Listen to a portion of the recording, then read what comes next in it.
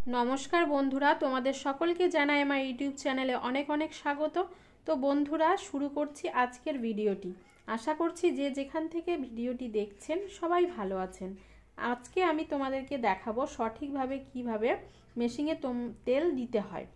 মানুষের বেঁচে থাকার জন্য যেমন খাবার প্রয়োজন, ঠিক তেমনি মেশিনকেও ভালো রাখতে গেলে তেলের প্রয়োজন। মেশিনে সঠিকভাবে যদি তেল না দাও তোমরা, তার কারণে কিন্তু অনেক রকম সমস্যা দেখা দেবে। তাই আমাদের শুধু সেলাই করলেই হবে না, সেলাই মেশিনটিকে সঠিকভাবে তেল কিভাবে দিতে হবে বা কিভাবে ভালো থাকবে সেটা আমাদের কিন্তু খেয়াল রাখতে হবে। মেশিনে কিভাবে তেল দিতে হয় তো আমি তোমাদেরকে আজকে দেখাবো। তো আর কথা না বাড়িয়ে চলো ভিডিওটি শুরু করা যাক। তো প্রথমেই দেখো, এই যে সুতোটি রয়েছে, এই সুতোটিকে কিন্তু আমরা মেশিন থেকে খুলে নেব। যদি আমরা সুতোটি না খুলে নিই, সুতোটি তেলে ভিজে যাবে ও পরে সেলাই করার সময় কিন্তু ছিঁড়ে যাবে। তো ওপরের সুতোটিও যেমন খুলবো, নিচের ববিন থেকেও এই সুতোটি খুলে নেব। তো সুতোটিকে খোলার পরে প্রথমে আমি যে তেলটা দেব সেটা কোথায় কোথায় দেব, এই যে ওপরে তোমরা যতগুলো ছিদ্র দেখতে পাচ্ছ, আমি এখানে সব জায়গায় কিন্তু এক ফোঁটা করে তেল দিয়ে দেব। তো চলো আমি তোমাদেরকে দিয়ে দেখাচ্ছি। তো প্রথমেই দেখো, এই যে আমাদের এই যে ইয়েটা, এই জিনিসটাতে আমরা প্রথমে এক ফোঁটা তেল দিয়ে দেব। তারপরে দেখো, এখানে দুটো এই যে ফুটো রয়েছে ছোট ছোট, এটাতেও আমরা এক ফোঁটা করে তেল দিয়ে দেব।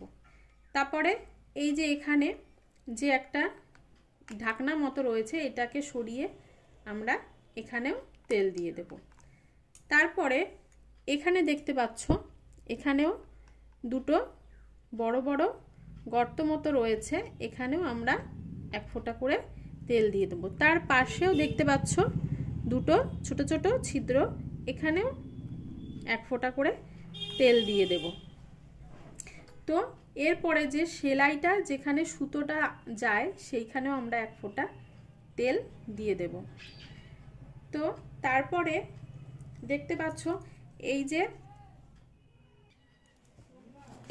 যে ঢাকনাটা রয়েছে, যেখানে আমাদের নিডল বারটা ভেতরে থাকে, এটাকে আমরা প্রথমে স্ক্রু দিয়ে খুলে নেব। তো এটা খোলার পরে তোমরা ভেতরে যে জিনিসগুলো আছে,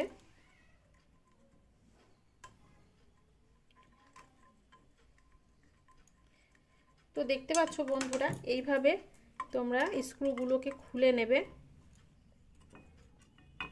খোলার পরে ঢাকনাটা এইভাবে খুলে নিলে, এই যে আমি একটা কাপড় নিয়েছি, এখানে যে তুলো মানে সেলাই করার সময় যে সুতোগুলো আমাদের ভেতরে ঢুকে যায়, ধুলো বালি, সেগুলো একটু পরিষ্কার করে নিতে হবে।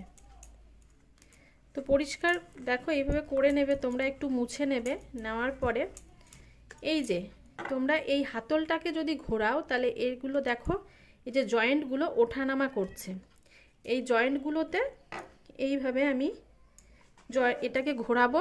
আর যেখানে যেখানে নড়ছে যে জয়েন্টগুলো, দেখো আমি এক ফোঁটা করে সব জায়গাতে তেল দিয়ে দেব। এই যে এখানেও আমি এক ফোঁটা তেল দিয়ে দেব। তো দেখো, এই যে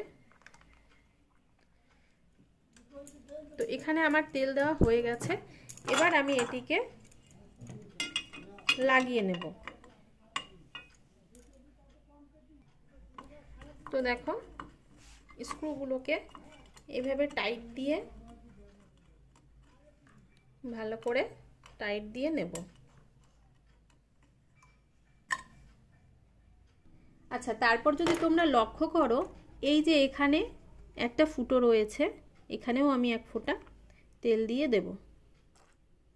এই যে আরেকটা, এখানে নিচে ঠিক যতগুলো ফুটো তোমরা দেখতে পাচ্ছ, এই যে এখানে আমি সমস্ত ফুটোতেই এক ফোঁটা করে তেল দিয়ে দেব।